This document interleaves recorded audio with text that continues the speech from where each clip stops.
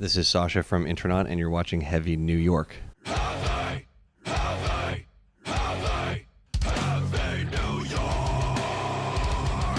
What's up, everybody? It's Alex from Heavy New York. We are back at the Gramercy Theater, and we return with a familiar face from NAMM. We are here with Sacha of Intronaut. Thank you so much for your time.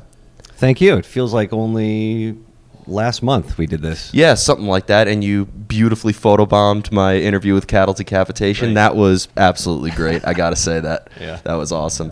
But the last time we were talking, Fluid Existential Inversions, your latest record, wasn't even out yet, but now it is out. So now that it's been out, you want to talk about like how the reception has been and the record cycle has been thus far in the past 2 days?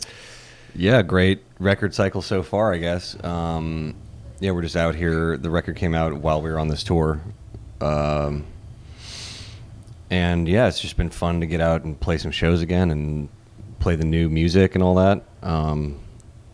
So yeah. Yeah, for a lot of New Yorkers, this is going to be their first time seeing you since the Between the Buried and Me tour back in 2015. I think that was. Yeah, right?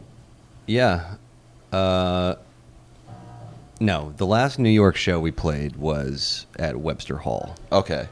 But you're right, that was right before that. Yeah, there you go. So one thing I was really curious about is, because we talked a little bit about it last time, but being that this was the first Intronaut record in 5 years, does this feel like a continuation from the previous record, or do you think that this is like a fresh start for Intronaut in a way? I mean, both in some ways. I mean, I guess some of the music was written like right after that album was done, so it was kind of like, you know, still in that same kind of creative mindset or whatever happens, you know, with that. But, you know, having a member change and just all that time off, you know, really gave it a fresh start in a lot of ways. Just having, you know, new creative energy and just, you know, having all that time to write stuff that you don't really have that much time usually, or you don't give yourself 4 years to write an album.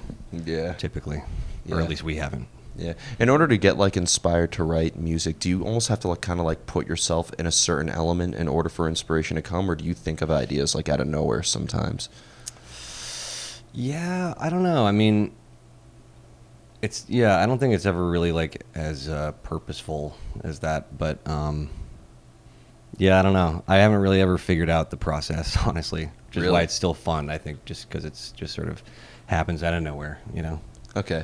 So, like, sometimes, like, you think of an idea out of the blue and you just have to, like, write it down immediately or get, like, a recorder out immediately because you're afraid to lose it? Yeah, I mean, there's times like that, and then there's times where you're just playing guitar alone at night, and then just something cool happens, you know? So it really comes in a whole bunch of different ways. Yeah. You know, at least for me. Yeah. When it comes to like guitar playing, do you have like a background in like theory, like you know what scale you're working off of, what chord you're working off of, or is like bit. Okay. Joe, our bass player, he went to University of California at Santa Cruz and got a bachelor's degree in music with like a focus in jazz.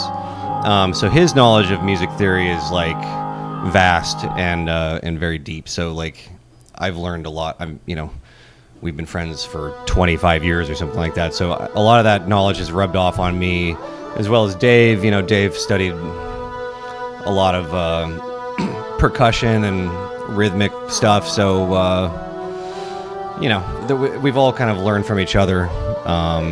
So we do sort of know what we're doing, I guess, but yeah, it doesn't necessarily drive the creative process. So it's not. So you're not like thinking about what key you're in when like you're songwriting or even playing, or not really. I mean, maybe sometimes you just sort of like use that knowledge to not do something wrong. Not that there's anything wrong about anything, I guess, but you know, it influences it somewhat, I guess. Well, when it comes to playing live, is there like a method? Like, do you try to almost execute it exactly note for note on the album, or do you kind of maybe even change things up a little bit to create some suspense? No, it's all pretty much just how it was on the album, I think. We haven't really improvised much. I mean, you know, maybe you change notes in a solo or something like that, but nothing too crazy. Yeah. Is there maybe a similar energy to playing live as there is with songwriting, or a similar art, or is it a separate mind frame altogether? it's pretty different, man. I mean, playing live, you're just usually, when you're on tour, you're outside of your comfort zone, like, and not, you just don't feel the same way you do when you're at home writing music, while you're living your daily life, or at least that's my experience with it. Yeah. And it's performance rather than, like creating something than being creative, Do you feel like almost sometimes like stage presence and crowd interaction is almost kind of like something you have to practice just as much as your instrument in a way? Yeah, I guess. Yeah. Not that I have really much to show for all that practice, but yeah, I mean, just like, being able to perform well. Yeah, you got to be disciplined about warming up sometimes and making the right decisions, health-wise while on tour and stuff. Yeah. Because, you got to stick to that. No, you're on a schedule. Yeah. And you got to get up there and perform. One thing I was also curious about is, because we talked about this at NAMM at your booth for Donable Guitars. Do you think that having your own instrument and having your own, pretty much everything is done by you, does that maybe make it does that make you feel closer to your art in a way, or does that maybe inspire you as well? Is there like a similar creative element in creating guitars as there is with music? There is a creative aspect to it for sure. I mean, as far as like the design and all that. And sorry, this music. Yeah, it's all good. It's all good. That's Cult of Luna sound checking, by the way.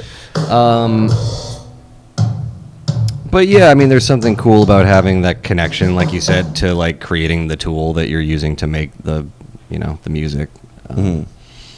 It's cool. I mean, it's I don't think it's like crucial to how Intronaut music is made, but it's cool for sure. Yeah. And being that, you have so many other musicians, like I know the guys in Power Trip are using Donable instruments and so many other musicians, do you almost cater, like, is Donable Guitars, like, cater to one specific style, or, like, does it, when a musician approaches you, you kind of have to, like, build it according to what they would? Yeah, they're like, I mean, I sort of designed them around the kind of music that I was playing, which is, I was playing guitars that had shorter scales, and we tune low, so having the longer scale I think just sounds better for like a lower tuning.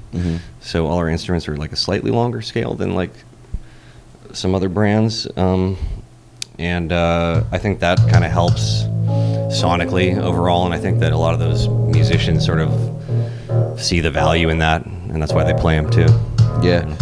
So before we go, I'd like to thank you so much for your time today. Really looking forward to the show tonight. Yeah. Is there just anything else with Intronaut you'd like to promote for the new album, or anything with Donable Guitars? I'd like to promote it all. Go listen to the album and buy a guitar. There you go. That was the most simple. That was the most concrete, simple promotion. I loved it. Thank you so much, everybody. Sacha of Intronaut, Fluid Existential Inversions, out now on Metal Blade. Be sure to pick that up. This is Alex from Heavy New York. We'll see you next time.